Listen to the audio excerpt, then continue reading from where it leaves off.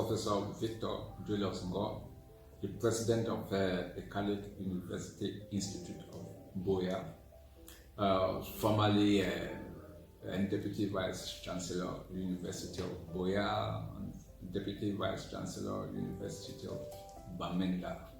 And I was also a visiting professor at the Pan-African University Institute of Governance, Humanities and Social Sciences in Yaoundé. So, Prof, thank you once again for receiving us at your office premises here. We would go straight to our main worries of the day, and as I told you earlier on, we have two main questions for you. The first being, as a historian, why do you think, or why has the crisis dragged for so long in the southwest and the northwest regions of the country? I think that's a very simple question, but at the same time it's complex. The crisis which erupted in November 2016 has dragged on for so long for a couple of reasons.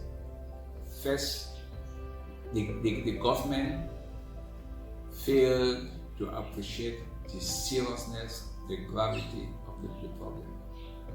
Secondly, the government did not diagnose the problem adequately. Thirdly, the teachers, trade union, and the lawyers were not honest from the word go, because amongst the teachers and the lawyers, there were different camps. Some were genuinely for solving the trade union complaints, that is the corporate demands. Others really wanted political issues settled, constitutional political issues. And there was another group that insisted on the complete separation or secession of the northwest and southwest region, that is the former Southern Cameroon, or you want to call it former West Cameroon. So in this mixed bag, it was difficult for the government to actually place its fingers on what the trade unionists, teachers' trade unions, and the common law lawyers wanted. If you do recall, at one point it was made very clear that what they wanted was independence for the northwest and southwest regions. This is what some lawyers, common law lawyers said, and this is what some teachers said. Whereas another group said, no, what we want is a return to the federal system. While the third group said, no, we merely wanted trade union grievances to be addressed. So this put the government in a very, very serious situation. Because once the population, the vast majority of the population of Northwest and Southwest, said that they had been marginalized for long, it was no longer trade union grievances. These were now constitutional, political grievances. And those who called for the independence of the Northwest and Southwest were now challenging the Constitution. And it's impossible or difficult for the government to genuinely accept that the territorial integrity of Cameroon should be touched. And of course, the government took a firm stand. We are ready to dialogue, look into all the problems, but it should not tamper with the unity and territorial integrity of the country. That's the crux of the matter, and that's why the problem has not been resolved so far. And this has been compounded by the influence of the Cameroonians in the diaspora, who, with the support of some Cameroonians in Cameroon, we should be honest, are financing the so-called Ambas fighters. And of course, the government has to contend to deal with the Cameroonians who are abroad funding, financing the ambas, and deal with the ambas on the ground who have different aims and they don't have a central command structure.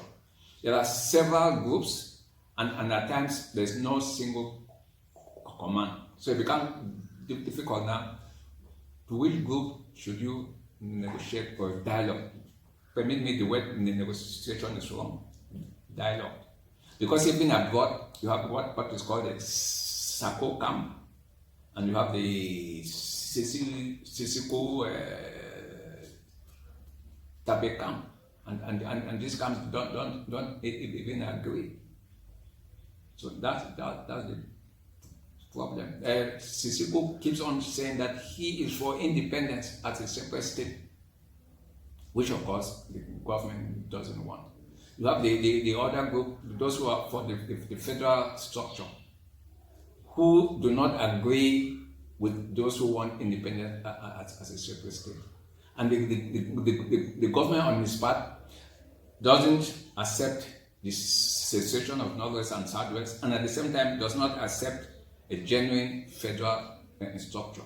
The government is for a decentralized system, which does not, as far as a good number of Anglophones are concerned, does not address the Anglophone problem. Prof, I'll take you now to another aspect, that is the major national dialogue, which has been identified as one of the concrete solutions that the state tried to put on the ground to solve this issue. What place does the major national dialogue hold in Cameroon at this point in time? And the major national dialogue on paper was and is a brilliant idea. What has created the problem is the way the major national dialogue was conducted in some of the commissions. As I said, the idea is good. Sons and daughters of Cameroon assembled in Yaoundé, in the Congress Hall, for about 4 days and brainstormed.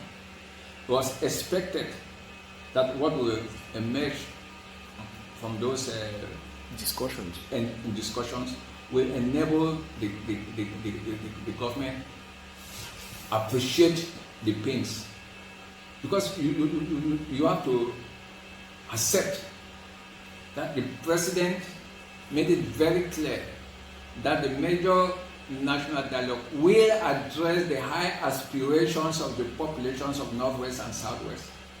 High aspirations of the population in Northwest and Southwest, and of course the concerns of other regions. But it was very clear, high aspirations of the populations of Northwest and Southwest. And what was this high aspiration? Address the socio-political grievances which the population in the Northwest and Southwest perceived and felt that they had been marginalized for long. The Anglophone problem is not one of marginalization per se. The Anglophone problem is the non-respect of what was agreed between Foncha and Ahijo in Fumban 1961.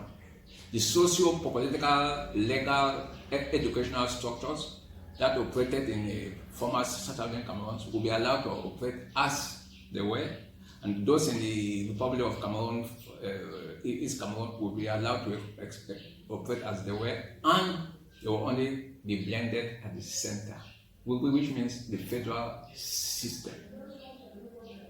So that was the high aspiration. So the major national dialogue was supposed to address that.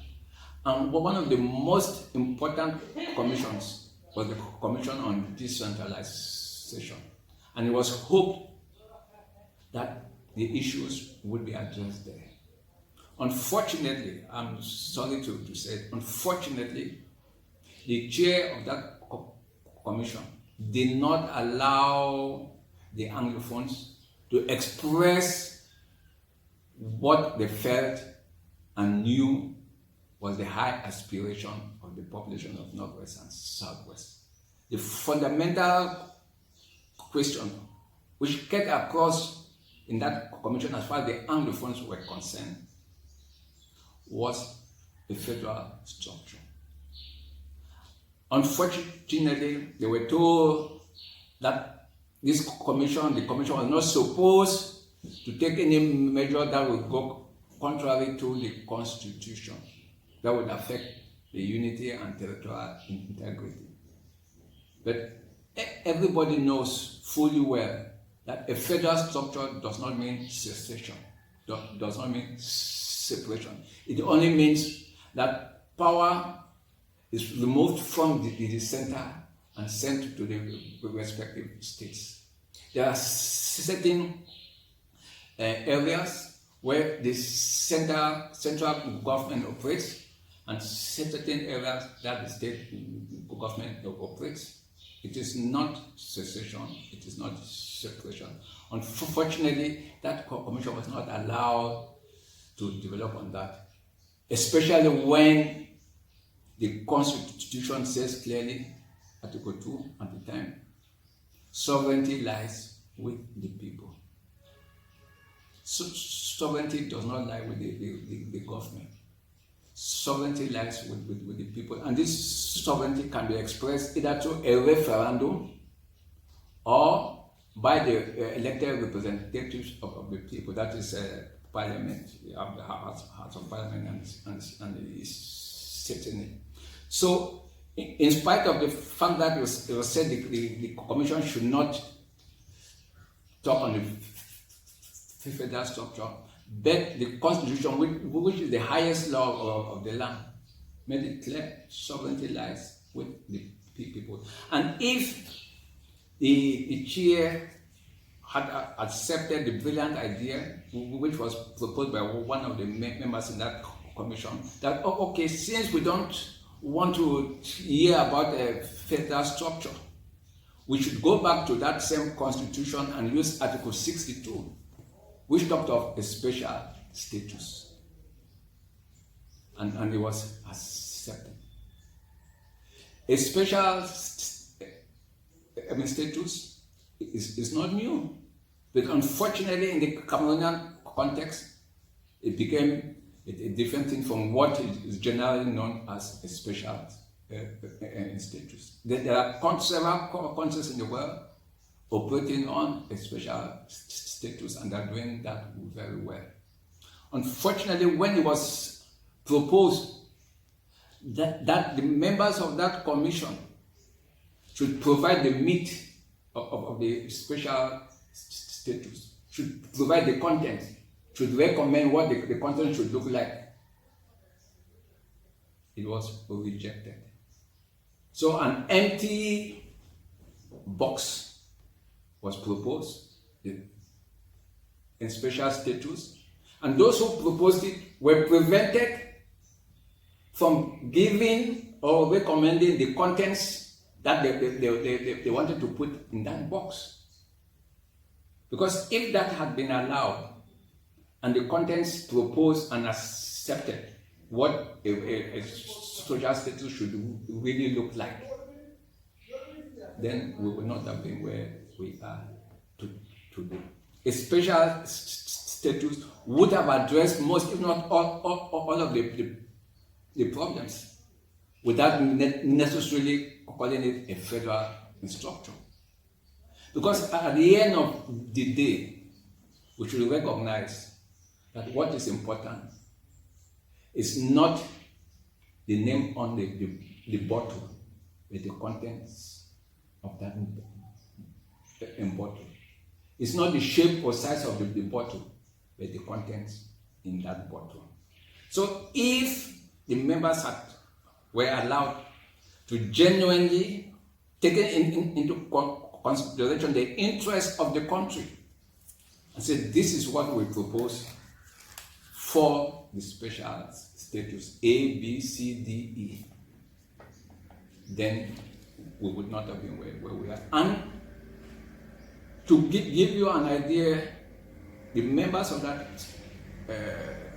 commission, most of the anglophone members, if not all, said, okay, if we are not allowed to discuss the contents of the special status, then a follow-up committee should be created to ensure that the special status that we are talking about really contains what we know a special status should contain. And it was agreed. Surprisingly, the follow-up committee became more or less like a secret society. We don't even know who the members are or the members were. So, and then what came out as a special status is not what most of us had in mind, and it's not what obtains in other countries that have successfully implemented the special status. In other words, the major national dialogue could be referred to as a failure. If the ultimate goal was to address the high aspirations of the population of Northwest and Southwest, the high aspirations, they did not include, well, when we go to Yaoundé, we are confronted with French, and they created the bilingual commission. And commission. Or those who were involved in the Anglo Crisis, they have been arrested. So we need them to be released. That was not one of the high aspirations of the populations of Northwest and Southwest. Or private schools have not been given state subvention. That was not one of the high aspirations of the population of the Northwest and Southwest. High aspirations contained the constitutional situation in the country. We want to live as equal. We want to partake fully in the building of this nation. We want to maintain our Anglo-Saxon values, norms, and all whatnot. We want to maintain our educational system. Yes, we have two subsystems, the English-speaking subsystem and the French-speaking subsystem. Allow the English subsystem to operate as it is and as it was. Because I give you one example. In the Anglo-Saxon educational system, the office of the Deputy Vice Chancellor in charge of academic affairs is a very powerful office. That's where all the activities revolve. A university is supposed to teach, do teaching, research, and outreach. And the academic office controls that. And you must be grounded in the Anglo-Saxon system of education to man that office. If somebody who is not versed in that system, for instance, a francophone, is appointed Deputy Vice Chancellor in charge of academic affairs in an Anglo-Saxon university, are you doing injustice to the English subsystem of education? I'm not saying that there are no francophones who are versed. There are hundreds of francophones, Cameroon, very versed with the Anglo-Saxon subsystem of education. Why not appoint them? If you have to appoint an anglophone, a francophone, get the qualified ones. And as I've said, there are hundreds and hundreds of qualified. So coming back to your question, the major national dialogue, as far as addressing the high aspirations of the population of Northwest and Southwest is concerned, and the high aspiration was not and is not the corporate demands, not the demands of the trade union teachers. not the demands of the lawyers, although they contain parts of the high aspirations. The high aspiration was what? Please, we want our identity to be known, recognized, and promoted. The Anglo-Saxon values. We don't want magistrates, judges who cannot operate in our system. We don't want a situation psychologically. I'm sure you have traveled from Douala to Yaoundé by road, and you have seen all the road signs, all the road signs, official road signs put by the Ministry of Transport and the others. They are all in French. I'm not just talking. Take a ride by bus from Douala to Yaoundé and look at the road signs. These are things that will say these are minor things, but they play a lot on the psychology of people. And this, of course, Cameroonians, for the love of the motherland, should be honest to speak the truth. Should be bold enough, frank enough to speak the truth.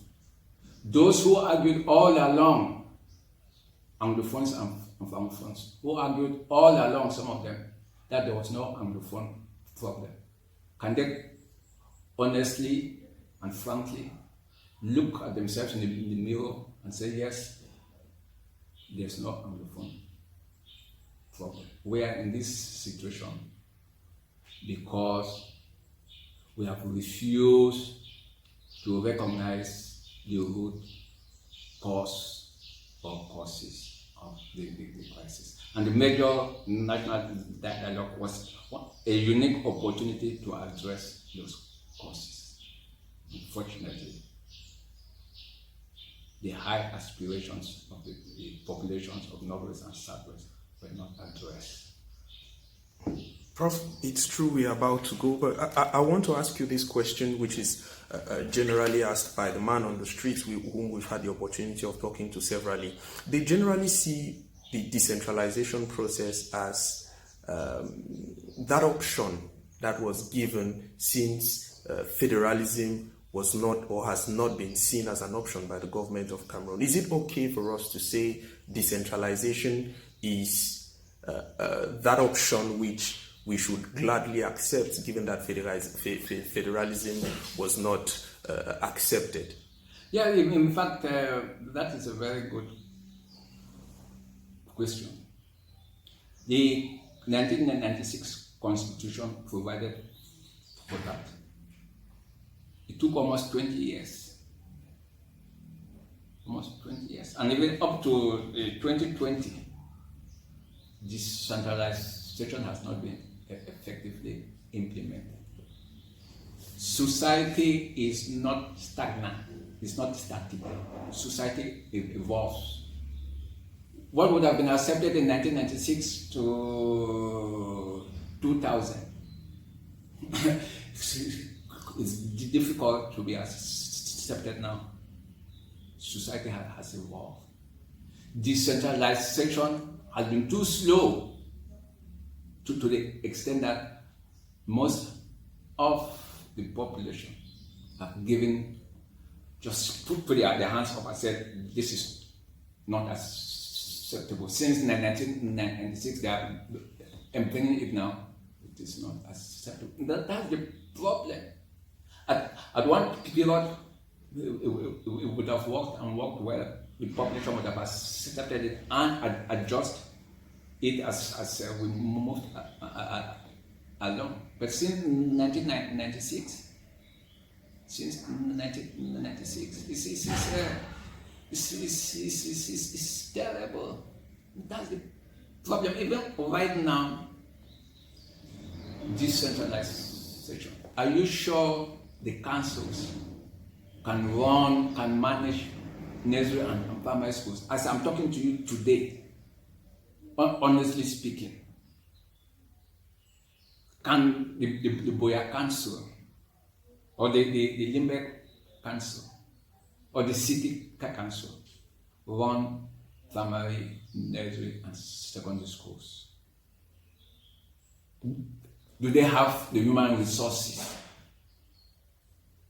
Do they have the financial resources? Do they have the infrastructural resources? If you are honest, you will say it is not. They don't have. They don't have. You cannot run a health center or health unit. But the council cannot. When you don't have more money to pay the nurses, you don't have more money to buy the necessary medical equipment. Look at the roads. The money is where? Where is it? Take the roads in Boya from the Malingo Junction to the St. Peter and Paul University Parish, coming out the other way. It's horrible. Can the council do that? Can council repair that road? Can council maintain that road? The water problem in Boya, for instance, I know it is in Yaoundé, it is in Douala. Can a council handle that? So when you are talking of decentralization, which is a good concept, but on the ground, the various resources are available. Whether we like it or not, we should be honest. I've just asked you a couple of questions.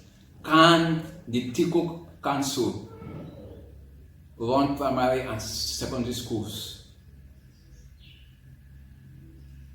Can the council in Apaya run primary and secondary schools? Because we are talking of decentralization. The answer is no. Can the council in Magba, in the northern part of the country, run primary and secondary schools? The answer is no. So as far as I'm concerned, decentralization is not just opening the National School of Local Administration. No. That is not it. And when you say, well, the government following the major national dialogue has upgraded what used to be SEPSIFAM, now is the National School of Local Administration. It changes what? It changes what? You train administrators to work in councils and all, yes. But does that make them able to run primary and secondary and nursery schools? I'm sure the Minister of Territorial Administration or other government officials will say that's the beginning. The beginning since 1996, and that's what the 1996 Constitution stated. These bodies or institutions will be put in place progressively. What does that mean? What does that mean? We put in place progressively. I know that legally, once it's said it will put in place progressively, then you cannot fault the government for taking 50 years to put those structures in place, because you said, well, we all agreed, signing into law, that it will be put in place progressively. No deadline was given. Are we serious? This is not how Cameroon will get to 2035. Prof, I like the way you concluded this statement. This is not how Cameroon will go to 2035. We are almost at the end here. What do you think we should be expecting at this point in time? I don't know, probably you have recommendations for the common man in the street who is just there watching and feeling like we should be expecting God to come up from heaven and solve our problems. We have been in the crisis for too long. What should be the way forward? What should be our mindsets as Cameroonians from your viewpoint as a historian, somebody who has studied what has been happening in the past for so long, and I believe you are able to compare two things? Yeah. First of all, Cameroonians, we should love our country. Most Cameroonians don't love Cameroon. Because how do you explain that a civil servant will have billions in his account? Billions stolen, not hard work money, not a businessman. And you tell me that we love our country. You see Cameroonians dying every day because of lack of medical facilities, very poor health facilities. And you say we love our country. I'm sure you have seen genuine videos of primary schools in certain parts of the country with the people sitting on the floor. We are in the 21st century. Primary school kids sitting on the floor. And you say we love our country? No. No. We have seen instances where Cameroon businessmen and women have won contracts to build schools or whatever, roads or whatever. They collected the money and went into thin air. Will you say you love our country? Or you expect God to come down? No. Those days when manna used to fall from heaven, those days are gone. Cameroonians we should fold our sleeves and show that we respect and love our country. The churches have talked and talked. Corruption is instead going higher and higher. We all see that every day. From the small person right up to the big person. That's it. And whether we like it or not, this crisis is taking so long to stop because there are various factions, some Cameroonians who are benefiting from the crisis financially. Let us not deceive ourselves. Cameroonians are benefiting from the crisis. That's it. I'm sorry to say it in the way I've said it. It's so painful. So painful that even in your own country, in the northwest and southwest, you cannot live in peace. You cannot. And we are told that the situation is under control. Honestly speaking, the situation in northwest and southwest is under control. Let's be frank. It is not under control. It is not. When you find the funds and chiefs cannot live peacefully in their chiefdoms or fundoms, you say this situation is under control. No. You say regional elections. The elections should take place in the capital towns of each division.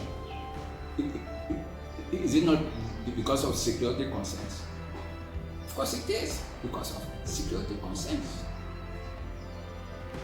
So for you to say it's under control, how come? taking from your final words, Cameroonians should learn to love their country and things will be better. Exactly. Thank you very much, Prof, for talking to us. It has been my pleasure.